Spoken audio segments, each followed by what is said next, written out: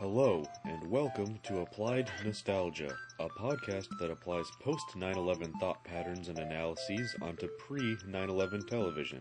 In other words, Cale and Evan talk about old TV shows. For updates, follow us on Twitter at SoWellRead, that's at SOWELLRED.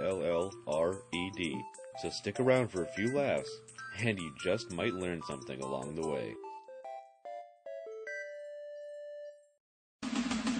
Whatever happened to predictability? The Milkman, The Paperboy, and Evening TV.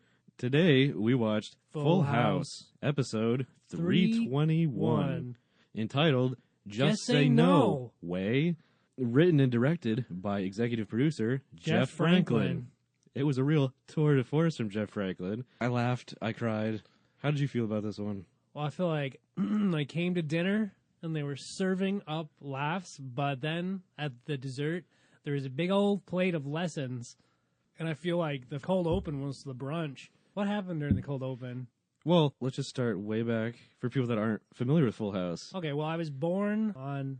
Danny Tanner, who's Bob Saget, his wife died, which is really funny, as we all know. Perfect start to a sitcom. His wife died, and then two guys moved in and helped him raise his three kids for no money. So then fast forward a few years, and we get here.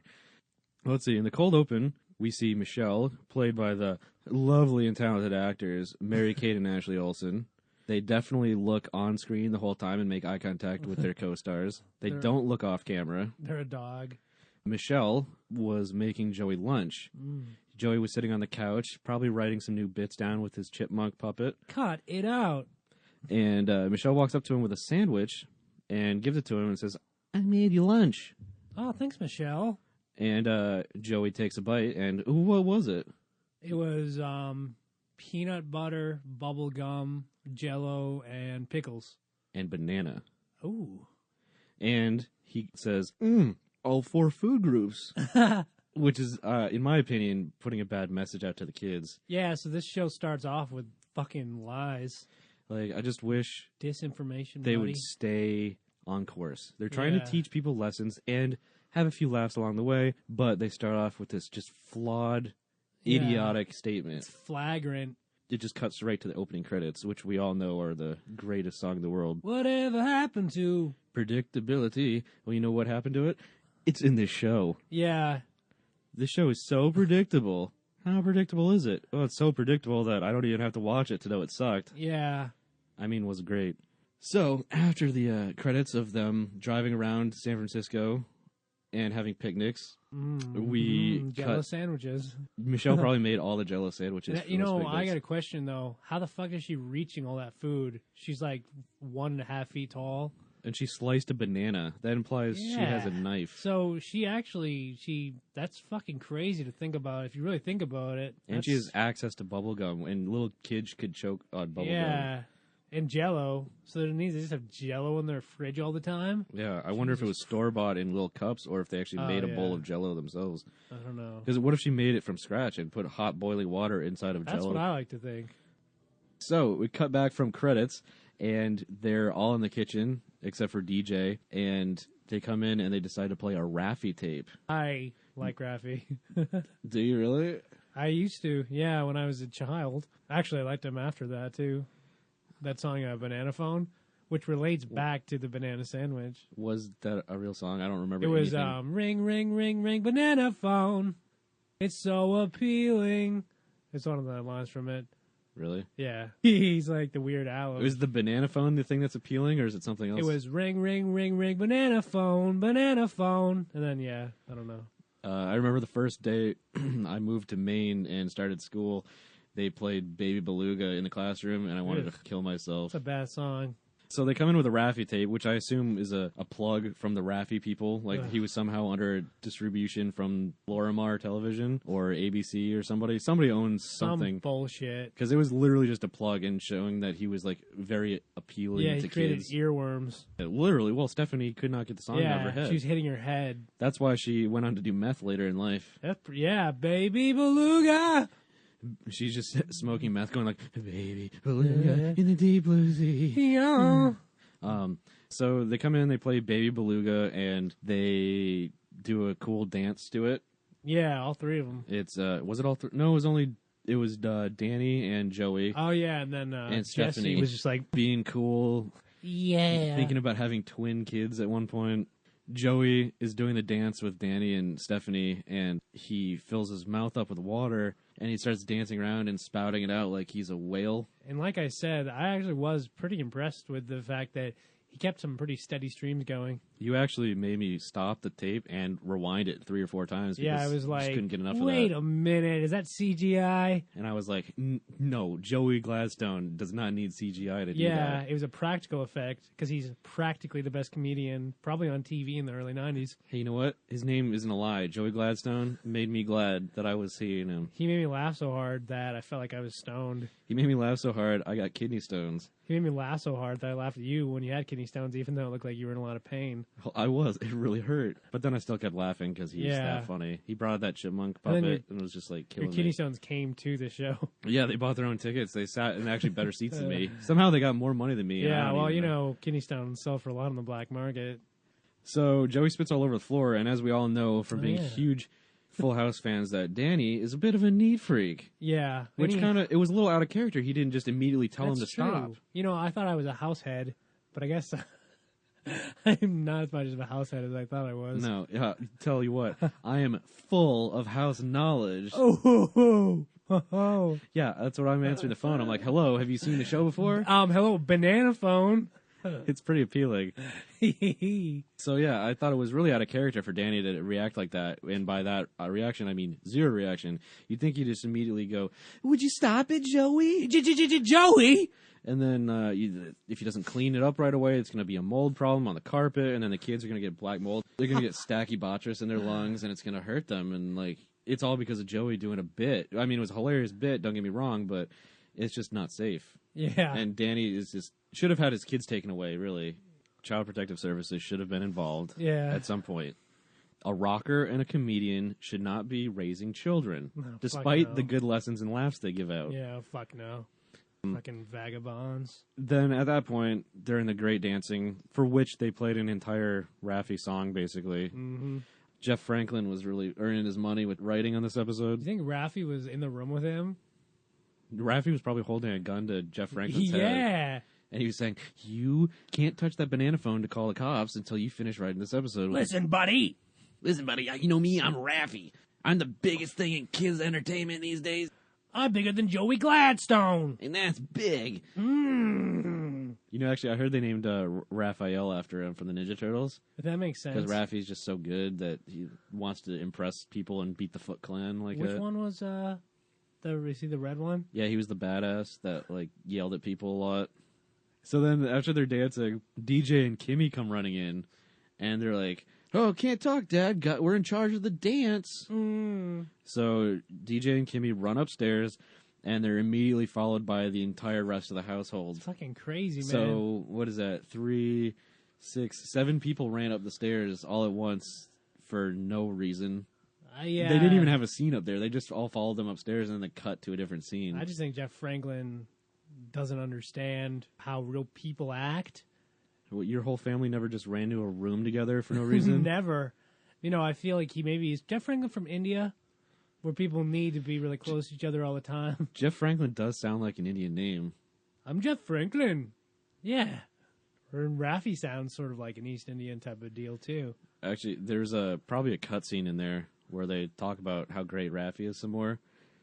Yeah. Like, they all just ran upstairs and they had to listen to the tape and they laid on the carpet together, like, on their stomachs with their feet in the air.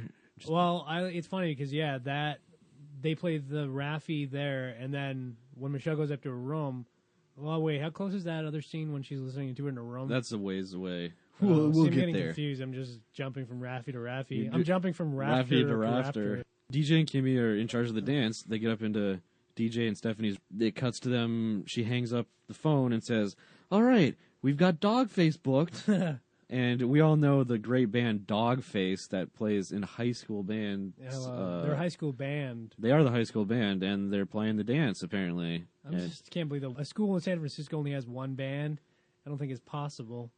But they are the greatest band in the world.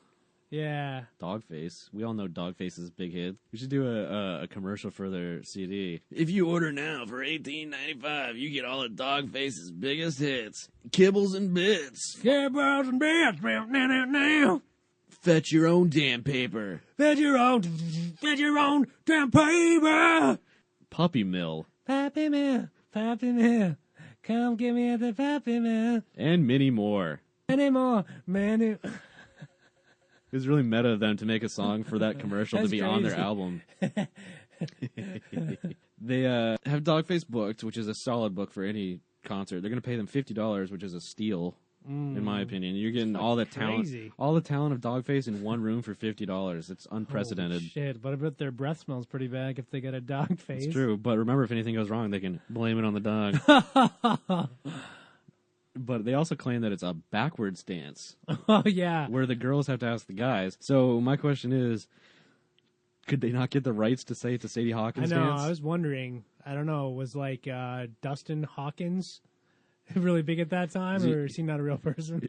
Was Sadie Hawkins' grandson Dustin really threatening ABC with a lawsuit He probably if they didn't change it? was. He's probably, or he hates Raffi. Oh my god, what if he's Raffi's biggest competitor? Oh, yeah. He's definitely a feminist, even though Sadie Hawkins is a girl. Because Raffi's trying to get all the people to his shows, and Dustin's trying to get everyone to ask him to his shows. Fuck you, Dustin Hawkins. They're diametrically opposed beings. Yeah, as Dave Letterman would say. As Pauly Shore would say, you got it, buddy. Buddy. Stop wheezing the dog face, buddy. Hey. DJ doesn't have a date, and she wants to go with Kevin, who we all know is the dreamiest kid in the school. Mm-hmm. And Kimmy's like, oh, why don't you ask Kevin? And then DJ's like, I can't ask him. I lost his phone number. And then Stephanie's like, well, you didn't lose it. It's the number one on the speed dial with the heart around it. Oh. So she drew on her phone that has no place for a speed dial numbers and writing on it. She just drew on the number one, apparently. So Stephanie calls, and then DJ hilariously grabs the phone from her and says, this is the phone company. Your phone's working fine, or something. And then Stephanie calls back, and then asks Kevin to the dance on behalf of DJ, and Kevin agrees. So, hey, you get Dogface, you get Kevin. Oof. Seems like a good day. A day any ninth grade girl could want. Yeah. Oh, full house, more like full schedule. With a hilariously smart scene, Michelle comes into the living room and is playing the Baby Beluga tape. And then they say, Michelle, you've been playing this all week, implying that an entire week has gone by. That's fucking... So, you know what? That makes sense. They plan the dance for a whole fucking week. Yeah, so they had They planned that shitty dance for a week? They had the entire, presumably they came in on a Monday, and then the dance was on a Friday. But, so they had the whole week. And the whole full house was listening to the Raffi tape all week, and they just couldn't take it anymore. But that was also the sneaky way of telling us that time passed because they were lazy. Pretty smart. I mean, it's pretty brilliant, and it's also lazy. So, turns out Dogface backed out, probably because they just got a Grammy nomination or something. Yeah, or another gig. Yeah. At When the that happened, Rock and Roll Hall of Fame, probably. The show kind of went from being Full House to House of Pain. There's as many white people in this as there is black people in House of Pain. All except for the black girl at the end picking up trash, which I thought was really awful. That was so bad. That is kind of terrible. There's one black person in the entire episode, and she's picking up garbage. She's holding a garbage bag, and she looks frazzled. Like her hair is not being maintained well. It's like it's her second job. It's literally like she's a house servant to them. That. It's crazy. It just made me think, wow, she lives in the boiler room and comes up after events and cleans up trash. And hey, I thought San Francisco was a liberal town. Yeah. But apparently they still had serving. Did they think about that, I wonder, when they were casting that? It's probably written by 60-year-old white men, and they're like, hey, we should make it like our childhoods and have black people clean up after us. But in their mind, they're probably like, let's throw them a bone. Let's be diverse. Hey, we're following our rules of diversity for casting, at least. Yeah. But anyways, so I digress. The week goes by. Dogface drops out because they're, in the Rock and Roll Hall of Fame, or they're getting a Grammy, or doing whatever, opening for U2. And DJ's like, telling Jesse that the band has quit, and Jesse's like, "Oh, brother." And then she's like, could you get your band together? You know, your favorite band. Jesse and the Rippers. Forever. Michelle. Sweet Michelle. Sweet Michelle, go to bed. Get some sleep. Anyway, Jesse says he can't get the band together that fast, which I call BS on Jeff Franklin, because Jesse is the coolest dude around, and if you can't get his band to listen to him, like, who knows what's happening? And also, they're a band, so they clearly don't have another gig. So no, do they not gig? They would be jumping at the opportunity to play a show. I feel like, in a way, that Jesse is like a Delonte, if that's the correct word or pronunciation of that. Is that it? What are you trying to say? He's Delonte West, who had sex with LeBron James' no, mother? Jack of all trades. Master of none? Yeah, master of none. What is he? He's the master of being rad. Yeah, well, that's not... Well, I mean, his whole musician type of thing. Oh, okay. I mean, are they really a working band? No, they were commercial.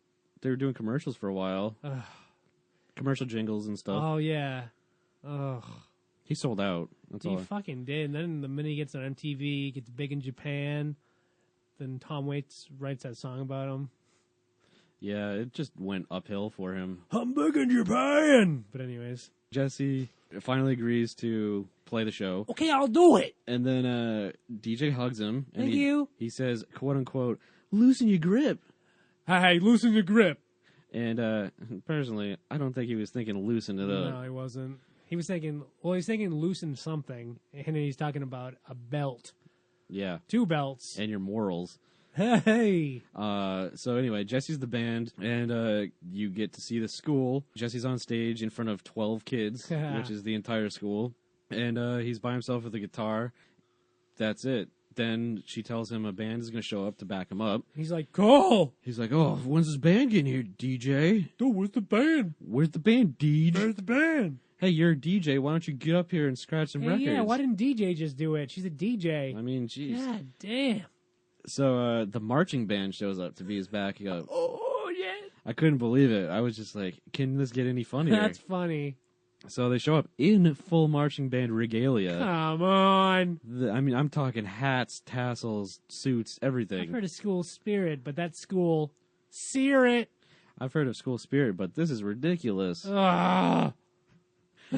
Jesse decides to huddle them up for a second, and he goes, Mercy. So then you see him start to play, and he goes, 3, 2, 1. And then he goes, wow, dang. Bow, bow, bow, bow. You make my heart sing. And then the band is like, Like all wooden, like, bow, chink, bow, ka-chinka. Because they don't fucking get it. because they're not a rock and roll band like Jesse and the Rippers. They're a marching band. I'm a marching band. Fuck you. And then, so, I mean, clearly they're just ruining any chance Jesse has to get any strange at this dance. Oh. Have mercy. But, so then it cuts away to DJ for a second and the kids, and she's like, sees Kevin across the dance, and they're like, hi, come over here. And he goes, I'm going to get punched. You want any? And then, and then, it cuts back to Jesse. Oh, no, they go out in the hallway because the kids say, like, hey, you want to come out here? And the kid, Kevin, goes out in the hallway with two guys. Yeah, sure. And then, it cuts back into the gym, and Jesse's on stage fully into the marching band now. So he changed his tune. Literally, the song changed as well. Yeah, key change. But he was fully into it. He was bopping up and down the stage, doing his like leg kick, like Van Halen kind of. And then he was also somehow in a marching band hat. Yeah, And they got him a hat. I don't understand where they got the extra hat from, because none of the marching band was missing a hat. So then someone had an extra hat on their belt loop Stupid. to give to him. Because they knew he would like them so much that he wanted to start dressing like them mid-show. Fucking dumb. So then it cuts back to Kevin, the hunky date, out in the hallway with two guys, and they're drinking in the hallway, like some cheap beer. It looks like kind of a Coors Lighty kind of beer. Then DJ runs out and is like, hey, what are you doing, guys? She says, what are you doing? And then the one kid who gets Kevin out there, who's like the peer pressure leader, he like kind of shakes his beard Kid a little with bit. a cool red jacket. And a little mullet. he like pulls the tab on the beer and it sprays her with a little bit of beer. Why would you do that? Why would you do that, man? Dude, you don't have to do. You didn't have to do that. Kevin says. He spills it on her, and then she grabs the beer from Kevin and is like, "Come on, I can't believe you guys would drink at this great party, great dance." And then right as she says that, Jessie comes out of the door and sees her with a beer in her hand. Well, she's like she's sort of being facetious and holding it and jerking around like, "Oh, look at me. I'm having so much fun now that I have a beer." The cool kid who's getting the peer pressure out there with the little mullet, kid, yeah. he says, "Hey, DJ, we don't want any beer." Yeah, that's pretty fucking smooth. There's a reason he's the leader. He deserves the leader role. He's thinking on his feet. He's not only is he drunk at 13, which is really cool. He's on his ball enough. We don't want any beer. He's like a trained improv actor. Yeah, he's fucking yes, and let's get out of here, guys. Yes, and let's scram. He's just gonna get in a lot of trouble. Okay.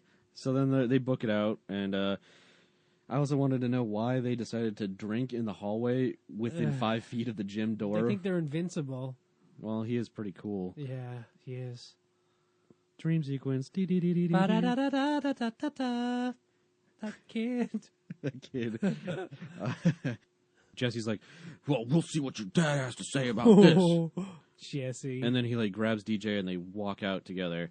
And you don't know where that's going to go because he's pretty tough. Like, I mean, he's fair, but he's great. Yeah. But he's also tough. Jesse knows best. That's like that show Fathers Knows Best. Yeah. If it was about Jesse, it would have been on for like 10 years. So it cuts back to their house.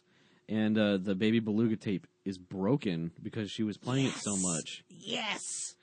Yeah, that's what everyone's thinking. Yeah. But then Michelle's like, "You don't want to make me cry." And then she looks off camera at her mom telling her to say a line. Or a person holding like a little biscuit. She's in her room sitting on her bed, and they decide to start dancing and singing Baby Beluga to her.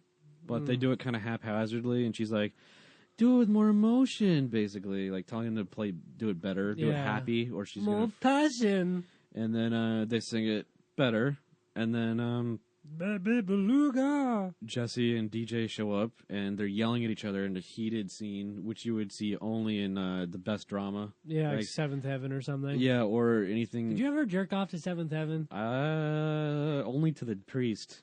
Yes. Why was it called Seventh Heaven? Is it Seven Kids or something after like that? 7 Minutes in Heaven. Oh, that's why I always wanted to play that with the priest. Yeah. And that's why I did play it with my priest. That's why they have those little places. That's interesting. Confession used to be called 7 Minutes in Heaven.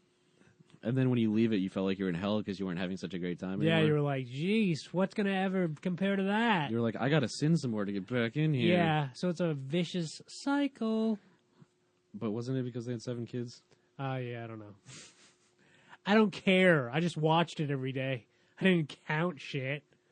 That was a break from my mathematical life. Well, I'm sorry. I thought you were a nerd for Seventh Heaven. No.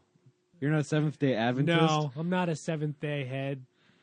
So Jesse and DJ are yelling at each other, and I didn't do it. DJ's like, "No one believes me." And then she runs to the middle of the room, and Danny and everybody shows up, and he's like, "Oh, you gotta go up to your room and we'll talk about this later." So she goes up to her room and she's crying and saying, "Nobody believes me." And Stephanie's like, "Hey sis, what's wrong?" And then DJ's like, you just don't believe me." And she's like, Stephanie goes, "I believe you." And then DJ's like, "Why do you believe me? You don't even know what I did." And then Stephanie's like, "Well, when you lie to me, you look at the top of my head." Jeez. Which, frankly, everyone would because she's like 3 foot tall. Yeah, and her forehead is pretty big. Yeah. So, yeah, this is when I realized that Stephanie should be called Stephanie Holmes. Yeah, because she's locking down the story like Sherlock. Yeah, she's figuring out motives. She's doing everything just by cues. So you didn't look at you look at my head when you lie. I guess it's definitive proof that she doesn't have Asperger's. Yeah, that's true. Wait, who? Stephanie. Yeah. Because she's so into nonverbal communication. Yeah, Mrs. Verbal. Mrs. Goebbels. Oh! Wait, what? Danny and Joey and Jesse at the dinner table, and they're all talking about the pressures of alcohol and the things that kids face. Yeah. And they're like, "Oh, kids are under a lot of pressure to try drinking from not only friends, but celebrities, rock stars, and other people that kids look up to.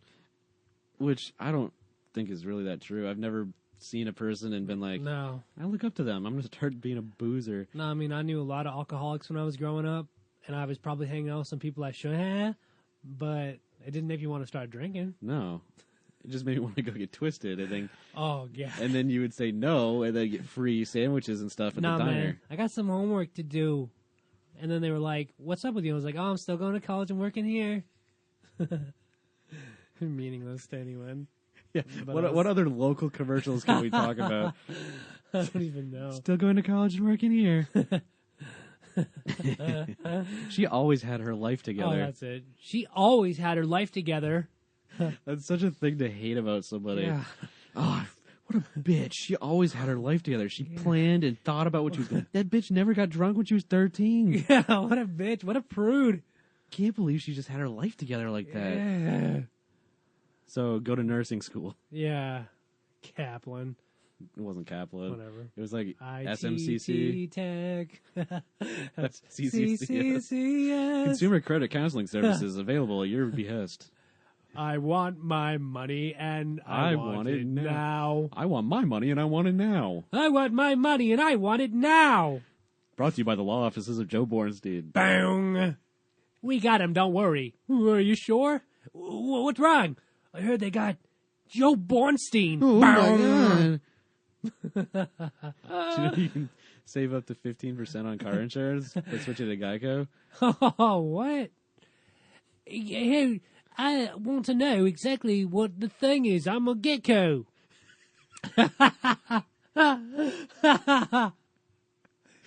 Like a good neighbor, State Farm is there. Wait, With let me a try hot that. tub.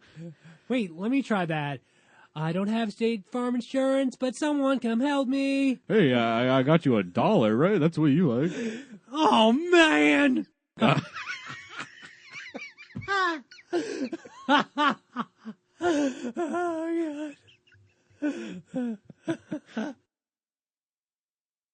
So kids are under pressure to try things and drink and stuff.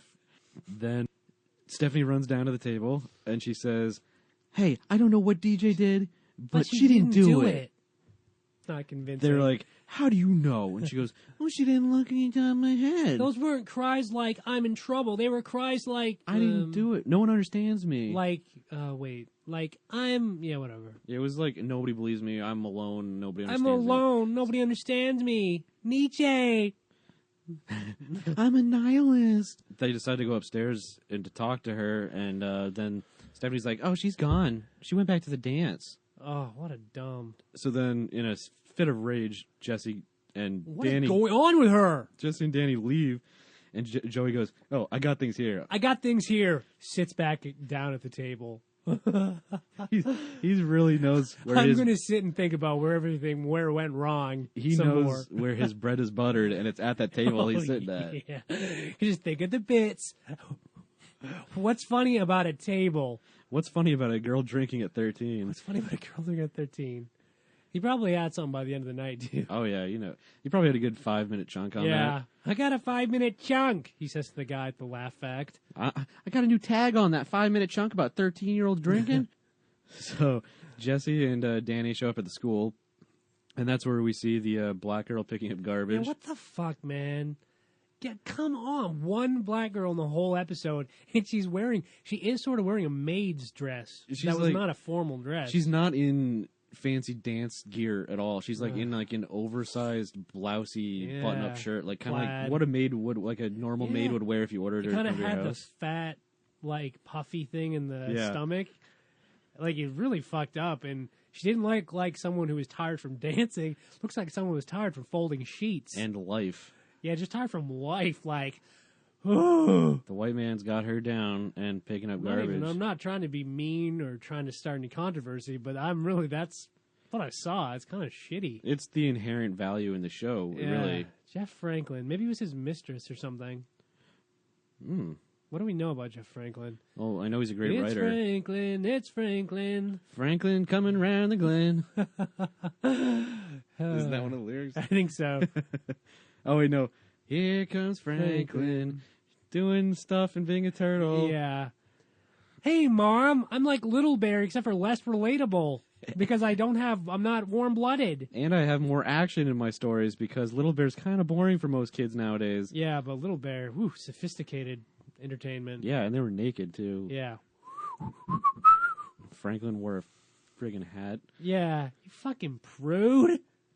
Anyway, so the black girl's picking up garbage, and we both saw the inherent racism in that. Yeah, we looked at each other like, ugh. We actually paused it and we're like, should we even continue doing this tonight? Yeah, we almost started a global justice riot right here. Actually, I was halfway through an email to the NAACP about it. Yeah, but then I was like, dude, we gotta finish the P-cast. Okay. Well, then I was like, yeah, I'll put it on the back burner for now, but I'm still hot about it. In your little cubicle. Yeah, I wrote it at work in my cubicle. So DJ's in there, and she sees Kevin again. Oh, I hit a hard K on that one. That's crazy. I didn't know there's such a thing as a hard K. Well, Kincaid. Harvey Kincaid. Harvey Kincaid. But so she sees Kevin again, and she's like, "What? Why were you drinking?" Oh wait, no. The black girl and what's her face? The dumb bitch from next door. Kimmy. Kimmy. There we go. The black girl and Kimmy. See, I'm not being racist by saying the black girl because she didn't even have a name. She didn't have a name. That's really bad. She had no name. That was awful. And she was credited as a waste removal. So Kimmy and the black girl, for lack of a better term, they said that Kevin and the other two kids got caught drinking, and they're going to be suspended. And then Kevin walks in, and Kevin's sitting on the bench. And they're like, "You better say goodbye because you might not see him for a long." DJ goes over to him, and she's like, "Why were you drinking? You didn't need to do that." And then he goes, "I just thought you might have more fun with me if I drink because those guys said it would loosen me up." Oh. So those other 13-year-olds wanted to loosen Kevin up. Yeah, what kind of girl do I think DJ is? And she goes, "I would have had fun with the old Kevin." And it was like really heartfelt. I kind of shed a tear. It's kind of crazy though that she's saying that this is a turning point for Kevin, where you're not old Kevin anymore. You're new Kevin. You're drinking Kevin. Well, to be fair, there is no past and there is no future. There's only now. So technically, the new Kevin isn't new. He's just Kevin. You're just Kevin. I wish we could jump in the episode and first of all tell that black chick to go get the fuck out of there because she's being exploited. She's got to go to nursing school. Yeah, go to nursing school. DJ always had her life together. But yeah, Kevin, you're just Kevin. And then, yeah. I'm surprised DJ didn't come in and go, "Kevin! Kevin! Kevin's not here. Give this to Kevin. Kevin's not here. Kevin's not here. Kevin's not here. You know, the pizza in Home Alone always looks so good in the first one. You know what always grossed me out was the cup of milk that spilled on the pizza. Oh. It's like, who drinks milk and eats pizza? Wasn't it like really nerdy? No, he was the one that was drinking Coke and then pissed himself. I'm drinking Coke. I'm drinking a lot of Coke and I'm going to pee the bed. Oh, yeah, he's like, ah. But the glass of milk, man. Who eats pizza and drinks milk? That's just dairy on dairy. Gross, you carb on carb piece of shit. It's like, you're not getting enough cow in your dinner? You got to drink it too? Leave the cow alone. And I'm like, not talking about your mother. Kevin McAllister should have been drinking some booze, if you know what I'm saying. Yeah, fucking A. Which, if any normal kid was left alone, he would go right to the dad's liquor cabinet. That's when you know that John Hughes he was an idealist who didn't understand the 20th century kid. Can you say out of touch? Out of touch, out of grasp. Hey, 16 candles. We're like John Hughes, 87 candles, because that's how old he is, because he can't relate to the youth of America. 16 candle, more like 16 cans of beer on the wall. Pass them around. Glug, glug, glug, glug.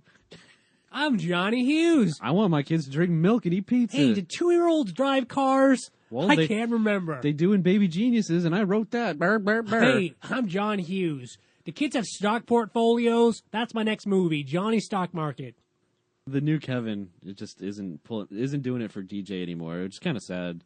Fuck you, DJ. Kevin also had a lot of eyeliner on. It looked like he listened to The Cure a little bit, but wasn't quite committing to the full goth lifestyle of the early 90s. You know, I guess in a way, it's kind of like the values that are instilled in DJ by her family make her a judgmental bitch. Yeah. Yeah, like the old Kevin. Yeah, she's really I'm still Kevin. she's got 3 dads, and she's like, "Oh, I'm better than you." Jesus Christ! Talk about overcompensating for no chick being there. It's like, I know San Francisco's gay friendly, but 3 Yeah. 3 guys raising a kid. 2 guys, I could deal with raising a kid. Yeah. Don't get me wrong. I'm for gay adoption and gay marriage, but 3? 3? Go get a room. Kevin! I'm gonna pee the bed.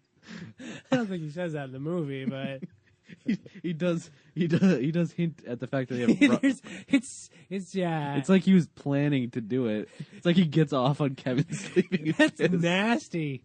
He gets off on Kevin sleeping in his piss. I'm gonna drink Coke and no wait. Oh no, I know what happened. Someone's like, you better go to the bathroom before you go to bed, and then he looks at Kevin and takes a sip of the soda and goes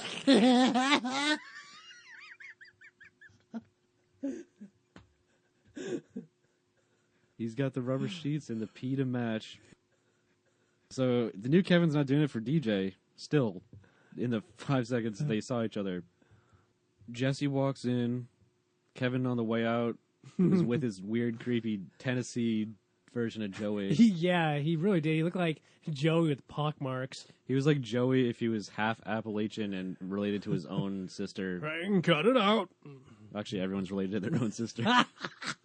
I didn't even catch that. But he looked like he was a product of incest, is what I'm trying to say. And he's related to her biblically. He's Joey, but biblically related to his sister. But biblically hangs out with his sister. Yeah. Hey, you want to biblically hang out? Did I you mention read the Bible? Yeah, sort of. You can call it a Bible. Yeah. I mean, the Kama Sutra is some people's Bible. Winky? I don't know why I'd have to wink. So Kevin on the way out with his Tennessee incest dad that looks like Joey. Get it out. Sees Jesse and he goes, "Mr.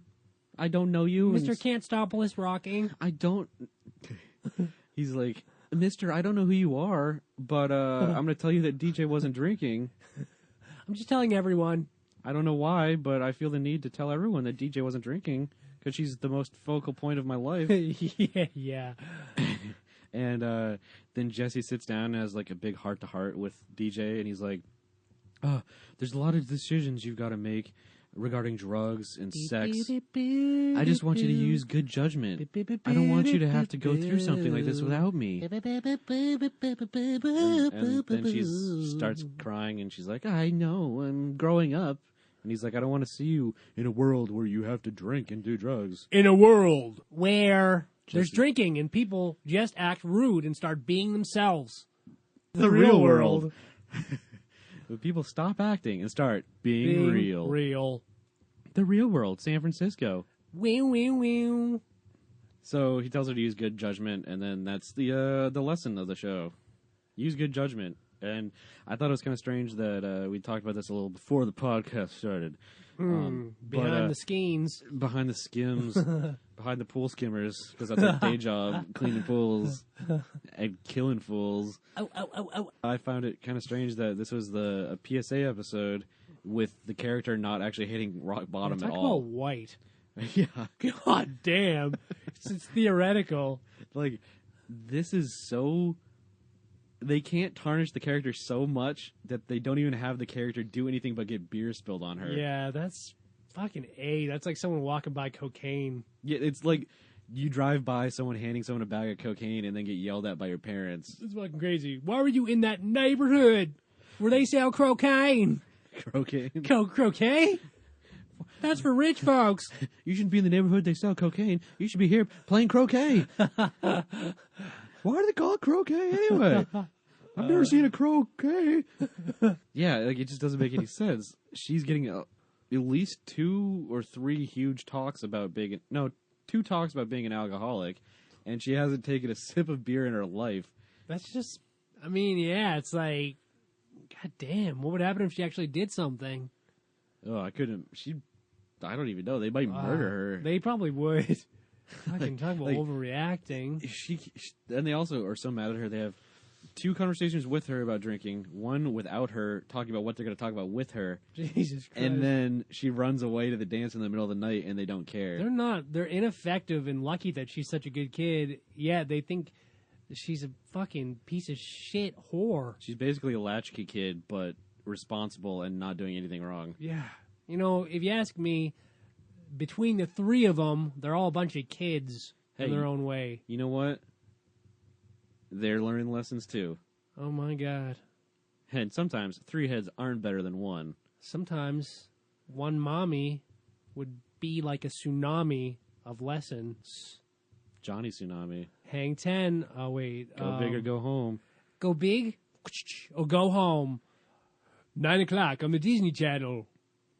That was really racist. 9 o'clock on Disney Channel. Wait, I was trying to be Hawaiian. That's more Indian. 9 o'clock on the Disney Channel. Stop wheezing the juice. Stop wheezing the juice. Johnny Tsunami. 9 o'clock after the Disney McGuire. Come on, buddy. Watch Johnny Tsunami. Actually, you know what? When Joey says that the 4 food groups are in that sandwich, that's kind of like Pauly Shore in 7-Eleven. In Encino Man. He goes, we got the 4 food groups. We got your fruit group, bro. We got your crunch group. We got your meat group. And then they microwave a burrito, and Brendan Fraser's all like, why am I in this movie with Pauly Shore? And then you see in his eyes, but then he's like, I'm going to be in the Mummy. Body. Brendan Fraser's audition for The Mummy actually came out on one of the bonus features, and he just goes, "It's the mummy, bro. It's the me, bae." As verbatim, we just fucking watched that. We are obsessed with The Mummy. Yeah. I know the commentary backwards and forwards. The beginning's like, yeah, we fought really hard to get these credits. We thought that we we're gonna do it in hieroglyphics. We was gonna write the names in hieroglyphics, but they said, "Yeah, these dummies might not be able to read that." They won't read hieroglyphics. Yeah, well, I tell them, hey, Tony, you better go back to school some more. Maybe get some hieroglyphics in your eyes, eh? Yeah, how about you hide your glyphs? And then Brendan Fraser comes on screen, and they're like, he came in the audition room, and he was all like, hey, stop wheezing the scarecrows. Stop. You got your meat group? You got your bug group. You got your gold group. You got your canopic jar group. You get your airplane group that's flying, and a mummy made of dust is trying to bring it down. You got your Rachel Weisz group. She's in that sexy lingerie, buddy. Sorry we're talking about Pauly Shore so much, but we both love him a lot. We talked about him earlier. Started to bring our play to work. Yeah, I mean, I know we're supposed to be talking about Full House, but come on, buddy. How can you not like the Weasel, bro? Stop wheezing the juice, please. That's from a deleted scene. Please. Jerry Bendov is at home with his wife, and he's waking up from a nightmare going, no, wheeze the juice. Stop wheeze the juice. No. It's just a dream. And then his wife's like, I'm leaving you if you don't stop talking about juice. No. Okay. Okay, no more wheeze juice. But it wasn't the last time. Actually, you know what? The other guy that wasn't Jerry Bednoff is in The Mummy, too. Oh, sweet. So Brendan Fraser's worked with that other guy twice. Oh, my God. Fun fact for the Mummy fans. God, that's fun. That's fun. So, yeah, any other thoughts? You know what I forgot to ask you before that is, do you see any religious connotations in this? Oh, totally. Kevin was Job, and he was being tested. Yeah. It was like, instead of being tested about circumcising your son before God or killing your family before God, he was tested with the drinking and the premarital sex he was drinking and the driving and the and the pudding pops. Drinking and the driving and the pudding pops. But so God was testing him, and that was his test, and he failed it clearly. And you know what I think is God? Did he redeem himself? No.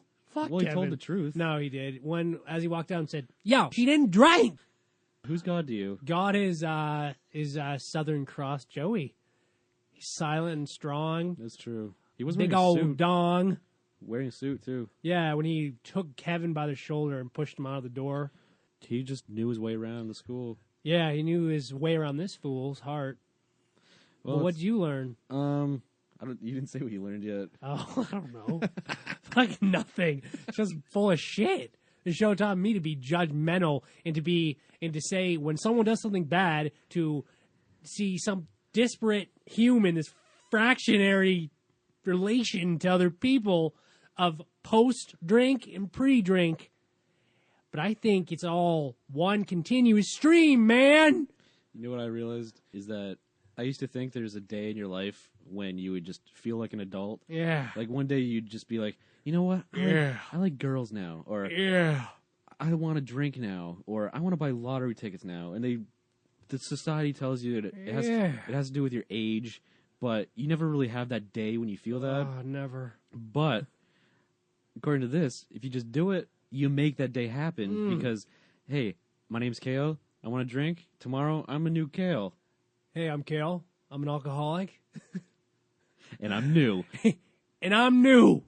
I go into the AA meetings and I just like, hey, guys, I'm new. I take my radio and go, this is AA, right? Oh, this takes triple A's, and I leave. I go to AA meetings and I hold my boombox over my head and I go, say anything, right? Yeah, and they're like, yeah, say anything. It stays here. And then I go, whoops, I tell everyone everything I hear. And I'm like, wait, I don't want to have my stuff stay here. I'm trying to win this girl back and, like, take her out on a date. They're like, then go get her, man. And I'm like... Don't be like me. And then I run out there and I drive my Camaro to her house and I stand on the hood and I put that... Shock the monkey. Feed the monkey. Feed the monkey.